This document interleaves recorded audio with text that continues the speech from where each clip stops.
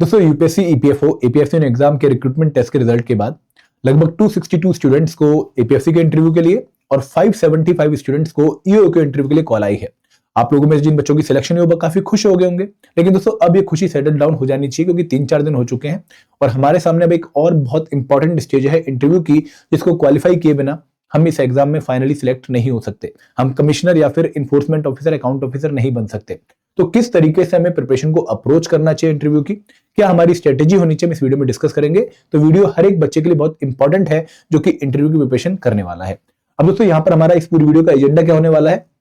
सबसे पहले हम बात करेंगे कि भाई इंटरव्यू की प्रिपरेशन इतनी इंपॉर्टेंट क्यों है, क्यों हमें खास ध्यान रखना चाहिए इंटरव्यू की प्रिपरेशन का, हमें इसे बिल्कुल भी लाइटली नहीं लेना चाहिए। दूसरी बात हम करेंगे कि भाई इस इंटरव्यू की प्रिपरेशन के इंपॉर्टेंट फोकस एरियाज कौन से हैं, कौन से ऐसे पिलर हैं, कौन सी ऐसी डायमेंशन है जहां पर हमारा स्पेशल फोकस होना चाहिए, जहां पर हमारा स्पेशल एफर्ट होना चाहिए अगर हमें इंटरव्यू के लिए खुद को अच्छे से रेडी करना है। फिर हम बात करेंगे कि भाई इस इंटरव्यू को हमें प्रिपेयर करना कहां से चाहिए, कौन से ऐसे रिसोर्सेज हैं, कौन से ऐसे सोर्सेज हैं जिनको फॉलो करके हम इंटरव्यू की अच्छी प्रिपरेशन कर सकते हैं। And last but not the least हम बात करेंगे कि भाई प्रिपरेशन कैसे करनी है, ठीक है, हमें कैसे अप्रोच करना चाहिए, हमारी टाइमलाइन क्या होनी चाहिए, हमें कौन से एरियाज को किस तरीके से अप्रोच करके कंप्लीटली प्रिपेयर करना चाहिए, ये हम बात करेंगे हमारे लास्ट वाले पॉइंट पे। तो चारों ही एरियाज बहुत इंपॉर्टेंट पॉइंट है डिस्कशन के और हम यहाँ पे अच्छे आउटकम लेने की कोशिश करेंगे। सबसे पहले हम बात करते हैं कि भाई व्हाई इंटरव्यू इज इंपॉर्टेंट। दोस्तों अगर आप लोग पूरे ईपीएफओ एग्जाम की पैटर्न को देखो, स्कीम को देखो, तो आप देखेंगे कि भाई यहाँ पर रिक्रूटमेंट टेस्ट 300 मार्क्स का है और उसकी वेटेज लगभग 3 गुना ज्यादा है इंटरव्यू की वेटेज से। इंटरव्यू के मार्क्स सिर्फ 100 है, बट दोस्तों फिर भी इंटरव्यू इंपॉर्टेंट स्टेज क्यों है, क्योंकि रिक्रूटमेंट टेस्ट में आप लोगों को कोई मिनिमम मार्क्स का क्राइटेरिया नहीं दिया गया था। आपको एक कट ऑफ क्वालिफाई करनी होती है, जो कट ऑफ आप क्वालिफाई कर लेंगे तो आप इंटरव्यू के लिए सिलेक्ट हो जाएंगे। बट इंटरव्यू में आप लोगों को अपनी कैटेगरी के हिसाब से कुछ मिनिमम मार्क्स स्कोर करने होंगे और अगर आपने वो मार्क्स स्कोर नहीं किए हैं तो भले ही आप रिक्रूटमेंट टेस्ट में टॉपर क्यों ना हो, आपके टोटल मार्क्स जो है फाइनल कट ऑफ से ज्यादा क्यों ना बन रहे हो, आप सिलेक्ट नहीं माने जाएंगे, आप सिलेक्ट नहीं होंगे। अब देखो ये क्या केस है, ध्यान से समझिएगा कि फॉर एग्जांपल आप में से एक बच्चा ऐसा है जिसके इंटरव्यू से पहले रिक्रूटमेंट टेस्ट के रिजल्ट में 235 के आसपास स्कोर आ रहा है और जो स्कोर आपको अभी नहीं पता है, ठीक है, ये भी एक इंपॉर्टेंट पॉइंट है, अभी आपको स्कोर अपना नहीं पता है, बट लेट्स एक्सपेक्ट कि भाई किसी बच्चे के केडी के नंबर 235 आ रहे हैं और उसके इंटरव्यू में मार्क्स है 49 और वो अनरिजर्व कैटेगरी से बिलोंग करता है, जनरल कैटेगरी से बिलोंग करता है, तो उसके टोटल मार्क्स कितने हो गए, उसके टोटल मार्क्स हो गए 284 और फाइनल कट ऑफ गई 250। तो इस केस में इस बच्चे की सिलेक्शन नहीं मानी जाएगी। क्यों नहीं मानी जाएगी, क्योंकि भले ही इसके नंबर फाइनल कट ऑफ से ज्यादा है, इसने मिनिमम मार्क्स का क्राइटेरिया जो इंटरव्यू के लिए यूपीएससी ने मेंशन कर रखा है उसको फुलफिल नहीं किया है, इसलिए इसकी सिलेक्शन नहीं मानी जाएगी। तो आप लोगों की जो रिक्रूटमेंट टेस्ट की परफॉर्मेंस है वो बेकार हो जाएगी अगर आप लोगों ने इंटरव्यू की प्रिपरेशन को ढंग से नहीं किया और मिनिमम मार्क्स स्कोर नहीं किए। पहला रीजन तो ये है। और दूसरा रीजन क्या है कि भाई अभी आप लोगों को अपने मार्क्स पता ही नहीं है, ठीक है, आपको नहीं पता कि भाई आप रिक्रूटमेंट टेस्ट की कट ऑफ से कितने ऊपर हो। अगर मैं 2023 के एपीएफसी एग्जाम से जो है एग्जांपल लेके बताऊं तो 2023 के एपीएफसी एग्जामिनेशन में रिक्रूटमेंट टेस्ट की कट ऑफ गई थी 178.33 और फाइनल कट ऑफ गई थी 257.5 और अगर आप इन दोनों का डिफरेंस देखो तो लगभग 79 मार्क्स के आसपास आप लोगों का डिफरेंस आता है। तो अगर मान लो किसी बच्चे के नंबर सिर्फ 179 थे तो वो रिक्रूटमेंट टेस्ट तो क्वालिफाई कर चुका था, काफी खुशी भी उसके घर में हो गई होगी, ठीक है, वो भी अपने अंदर एक नया जोश महसूस कर रहा होगा। बट दोस्तों ये मार्क्स उसको लेकर आने थे इस कट ऑफ को बीट करने के लिए, जो कि एक बहुत हरक्यूलियन टास्क है, क्योंकि इंटरव्यू में अगर आप टॉपर्स के मार्क्स भी देखो 2023 में या फिर 2015 में या फिर किसी और ईयू एग्जामिनेशन में 17, 21 या 23 के, तो आपको 75 प्लस बहुत कम बच्चे देखने को मिलेंगे, हार्डली एक या दो बच्चे देखने को मिलेगा। तो यहाँ पर 79 स्कोर करने से वेरी डिफिकल्ट टास्क। तो अगर आप लोगों को अभी अपने मार्क्स नहीं पता है तो आप में से हर एक बच्चे का टारगेट बस यही होना चाहिए कि भाई कैसे हम इंटरव्यू में मैक्सिमम मार्क्स लेकर आए ताकि अगर हम बॉर्डर लाइन पे अभी हो तो हम फाइनल कट ऑफ क्वालिफाई करने के लिए खुद को एबल बना ले। तो यहां पर हर बच्चे के लिए एक ऐसा ग्रे जोन बन चुका है जहां पर आप लोगों को अपने अभी के मार्क्स नहीं पता है कि भाई एग्जैक्टली आपके मार्क्स कितने हैं, ठीक है, और कितना गैप आपको फिल करना पड़ेगा फाइनल कट ऑफ क्वालिफाई करने के लिए। तो यहाँ पर फुल एफर्ट आपकी तरफ से इंटरव्यू के लिए भी होने चाहिए, तभी जाकर आप उस ग्रे एरिया को अच्छे से कवर कर सकते हैं। आई होप आप मेरा पॉइंट जो है समझ गए होंगे। और दोस्तों यहाँ पर दो बात ध्यान रखिएगा, इंटरव्यू आपका 100 मार्क्स का है, आप हिंदी या इंग्लिश दोनों में से किसी भी भाषा में इंटरव्यू दे सकते हैं, लेकिन आप लोगों को अपने पैनल को पहले से ही इन्फॉर्म करना पड़ेगा कि आप कौन सी भाषा में ज्यादा कंफर्टेबल हैं। दोस्तों यहाँ पे आप लोगों को मिनिमम मार्क्स स्कोर करने पड़ेंगे, कैटेगरी वाइज मिनिमम मार्क्स होंगे ठीक है। जैसे अगर मैं बात करूं जनरल कैटेगरी की या फिर ईडब्ल्यूएस कैटेगरी की, तो आपको अपने इंटरव्यू में minimum 50 marks out of 100 score करने ही पड़ेंगे। अगर किसी बच्चे के 50 से कम मार्क्स हैं तो उसकी फाइनल सिलेक्शन नहीं होगी। अगर आप ओबीसी कैटेगरी से बिलोंग करते हैं तो आपके 45 प्लस मार्क्स होने ही चाहिए।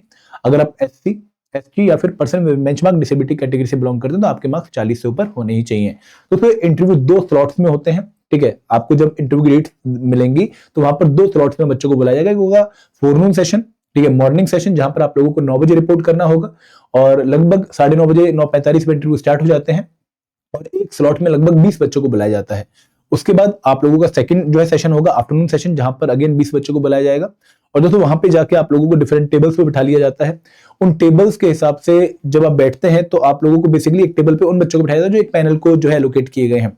तो एक पैनल पे लगभग 4-5 बच्चे एक सेशन में आते हैं, 5 के आसपास पैनल होते हैं। तो इस तरह का इंटरव्यू पूरा प्रोसेस कंडक्ट होता है। आप लोगों को यूपीएससी के ऑफिस जाना पड़ेगा, कहां पर, Dholpur House, Shahjahan Road, New Delhi, ठीक है। और यहाँ पर ही आपके इंटरव्यू होंगे और इंटरव्यू जब आप हॉल में जाएंगे तो आपके पेरेंट्स वगैरह जो भी आपके कुलीग होंगे उनको बाहर रोक लिया जाएगा, सिर्फ आप ही अंदर एंटर कर सकते हैं। कोई बैगेज वगैरह ले जाने की जो है परमिशन नहीं मिलेगी, कोई बुक वगैरह भी अवॉइड करिएगा ले जाना। तो इस तरह का माहौल आपको पूरा देखने को मिलेगा इंटरव्यू का। तो एक अच्छा माहौल होता है और एक अच्छी प्रिपरेशन ही आपको इस माहौल से डील करने में हेल्प कर सकती है। तो इसलिए इंटरव्यू की प्रिपरेशन बहुत ज्यादा इंपॉर्टेंट है, इसको हल्के में किसी भी बच्चे को नहीं लेना चाहिए। आगे बढ़ते हैं। अब जो फोकस एरियाज पे मैं एक वीडियो पहले ही बना चुका हूं, थोड़ा डिटेल में मैं आपको यहाँ पे जल्दी से ब्रीफ करना चाहूंगा कि what are the main focus areas जहां पर आप लोगों को इंटरव्यू की प्रिपरेशन को ध्यान में रखना है। तो पहला और सबसे इंपॉर्टेंट एरिया है ईपीएफओ ऑर्गेनाइजेशन, कि भाई जिस ऑर्गेनाइजेशन का हम पार्ट बनने वाले हैं, जहां पर हम सर्विस करने के बारे में सोच रहे हैं, तो वहां के बारे में हमें काफी अच्छी इंफॉर्मेशन होनी चाहिए कि भाई ईपीएफओ है क्या, कब बनी, किस एक्ट के थ्रू बनी, कौन सी स्कीम्स को, कौन से एक्ट को ये एडमिनिस्टर करता है, ठीक है, इसका क्लाइंटल बेस क्या है, इसका ऑर्गेनाइजेशनल स्ट्रक्चर क्या है, इसका विजन क्या है, इसकी मिशन स्टेटमेंट क्या है, ये सारी नॉलेज हमें होनी चाहिए। इसके अलावा ईपीएफओ के बारे में करंट न्यूज क्या चल रही है और इसका क्या विजन है आगे के लिए, वो भी हमें पता होना चाहिए। तो ईपीएफओ के बारे में जितनी अच्छी नॉलेज आप लोगों को होगी उतना अच्छा आप इंटरव्यू के लिए खुद को रेडी कर पाएंगे, क्योंकि आप लोगों से 2 क्वेश्चन नेचुरली पूछे जाने वाले हैं। पहला कि भाई आप ईपीएफओ क्यों ज्वाइन करने वाले हो, आप ईपीएफओ के लिए क्यों इंटरेस्टेड हो, ये आपसे क्वेश्चन पूछा जाएगा। तो वहां पर जवाब जो है आप जब प्रिपेयर करेंगे, एक तो आपका ऑनेस्ट जवाब होगा और एक होगा थोड़ा सा ऑनेस्टी के साथ वैल्यू एडेड जवाब। तो जब आप वैल्यू एडेड जवाब बनाएंगे तो वहां पर कहीं ना कहीं ईपीएफओ के बारे में अगर आपको पता होगा तो आप अपने वैल्यू सिस्टम को ईपीएफओ के वैल्यू सिस्टम से मैच करके एक क्वालिटी आंसर बना पाएंगे। तो दूसरा सवाल जनरली उन बच्चों से होता है जिनका बैकग्राउंड डिफरेंट होता है, फिर जो किसी ऑलरेडी जॉब में होते हैं कि भाई आप तो ऑलरेडी इस बैकग्राउंड के थे, अब इस बैकग्राउंड को छोड़ के आप यहाँ पर क्यों आना चाह रहे हो, या फिर आप इस वर्किंग जो है एरिया में थे आप उसको छोड़ के यहाँ पर क्यों आना चाह रहे हो। तो अगेन उस आंसर को प्रिपेयर करने के लिए आपको ईपीएफओ के बारे में अच्छा खासा ज्ञान होना चाहिए। तो नेक्स्ट चीज है डेफ, और this is the next but most important thing. अगर मैं इस पिलर को वेटेज देना चाहूं तो यहां पर मैं कहूंगा कि 20 वेटेज, ठीक है, 10 वेटेज, देन 15 के आसपास वेटेज, और जो 55 वेटेज है वो है इस वाले एरिया की। मतलब मैक्सिमम वेटेज इस पूरे 4 पिलर में डिटेल्ड एप्लीकेशन फॉर्म के, क्योंकि यहां से आप लोगों से काफी अच्छे क्वेश्चन पूछते हैं, काफी क्वालिटी क्वेश्चन पूछते हैं, and this is the base जिसके ऊपर आपका इंटरव्यू पूरा जो है शेप अप होता है। दोस्तों यहां से ही आपके क्वेश्चन पूछने स्टार्ट होते हैं और फिर धीरे धीरे नए नए एरियाज खुलते हैं। तो यहां पर अगर किसी बच्चे का डिटेल्ड एप्लीकेशन फॉर्म पे कमांड पुअर है तो कहीं ना कहीं उसके इंटरव्यू की डायरेक्शन नेगेटिव ही जाएगी। तो आपको डिटेल्ड एप्लीकेशन फॉर्म पहले तो भरते टाइम बहुत ध्यान से, बहुत क्लैरिटी के साथ फिल करना है। हर एक डिटेल्स को वही फिल करिए जो कि ऑनेस्ट है, और दोस्तों यहाँ पर डिटेल्स प्रिपेयर करने के बाद उनको प्रिपेयर भी करना है, ठीक है। तो यहाँ पे डिटेल्ड एप्लीकेशन फॉर्म जब आएगा आपका, आप उसे बहुत ध्यान से फिल करिएगा। We will also help you out in filling the detailed application form. But दोस्तों यहाँ पे कोशिश यही करनी है कि कोई भी एम्बिग्युइटी, कोई भी वेगनेस ना हो, जो चीजें हैं असली में वही डेफ में लिखी जाए। दोस्तों तीसरा एरिया है स्टैटिक नॉलेज। जो आप लोगों ने रिक्रूटमेंट टेस्ट के लिए कंपोनेंट्स प्रिपेयर किए हैं या फिर वो कंपोनेंट्स जो आपको ईपीएफओ की फंक्शनिंग में हेल्प कर सकते हैं, उनके बारे में आपको नॉलेज होनी चाहिए। फॉर एग्जांपल अकाउंटेंसी प्रिंसिपल, आप लोगों से क्वेश्चन पूछा जा सकता है।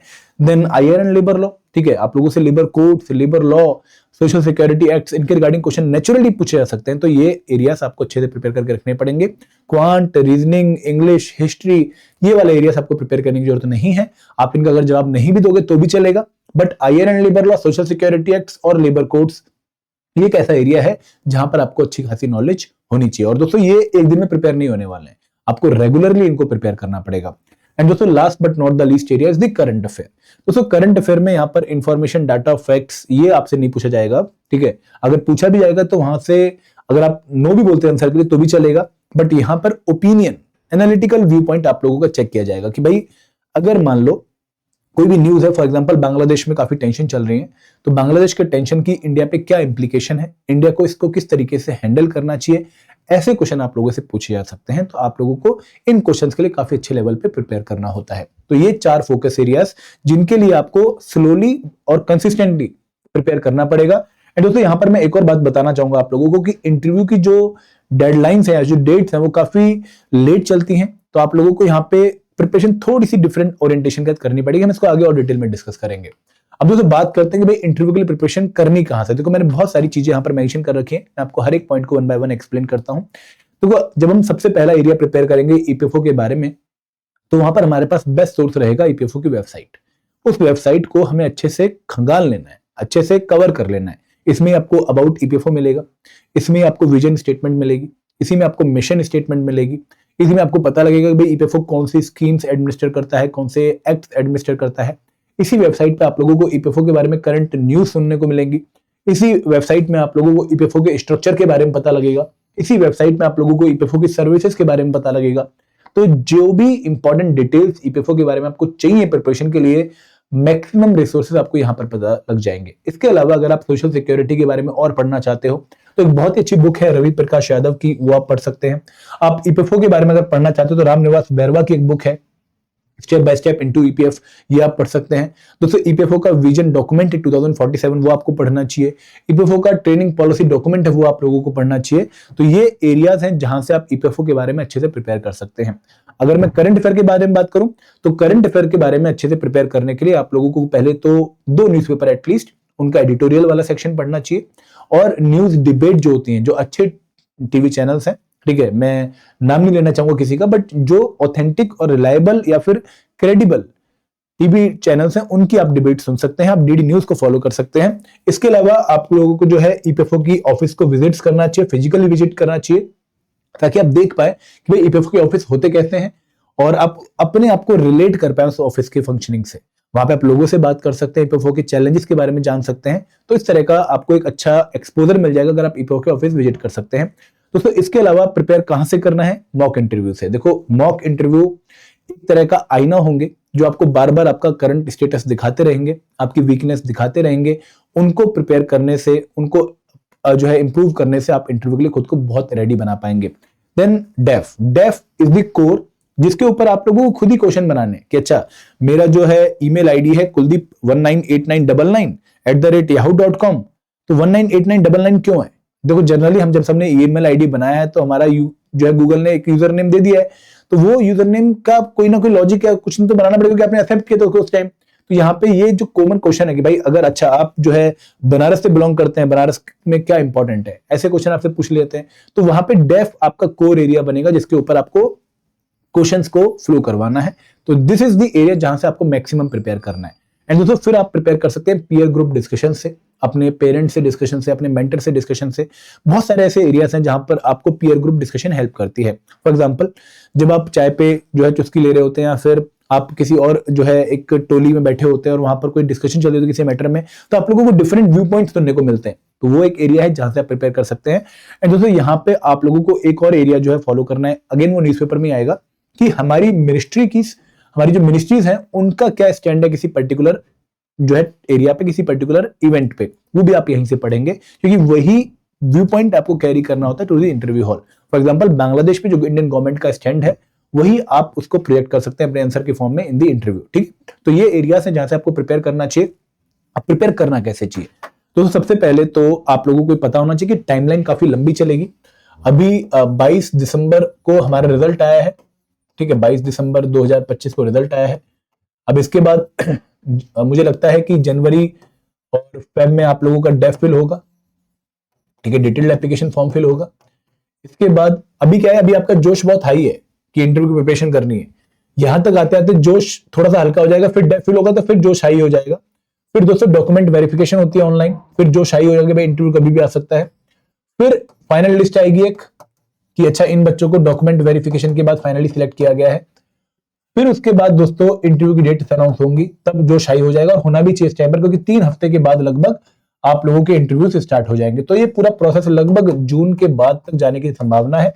तो आप लोगों को यहाँ पे ध्यान रखना है कि लास्ट वाला point is the most important point, कि आपको कंसिस्टेंटली प्रिपेयर करना पड़ेगा। ठीक है, आपको डेली अपने इंटरव्यू पे 30 मिनट से लेके 1 आवर का टाइम डिवोट करना पड़ेगा रेगुलर मैनर में, ताकि आप प्रिपरेशन से टच में रहो। ठीक है, ऐसा नहीं है कि आज जो है हल्ला हो गया, इंटरव्यू की डेट्स आ रही हैं, आप प्रिपरेशन करनी शुरू कर देते हो, फिर 2-3 दिन बाद बिल्कुल छोड़ देते हो, फिर हल्ला होता है, फिर शुरू कर देते हो, फिर बिल्कुल छोड़ देते हो। ऐसा नहीं करना है, कंसिस्टेंटली तैयारी, डेली टच में रहो।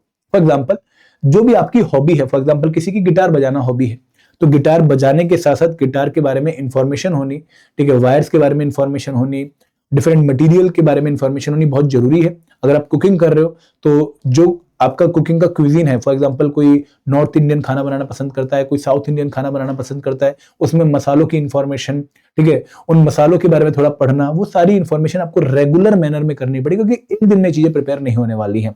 तो हॉबीज एक बहुत अच्छे लेवल पे जब प्रिपेयर होंगी, तभी जाकर आप इंटरव्यू में खुद को कॉन्फिडेंटली कैरी कर पाओगे। ठीक, तो यहाँ पे consistency is very important. Daily आप लोगों को कम से कम 2 न्यूज़पेपर के एडिटोरियल पक्का पढ़ने चाहिए।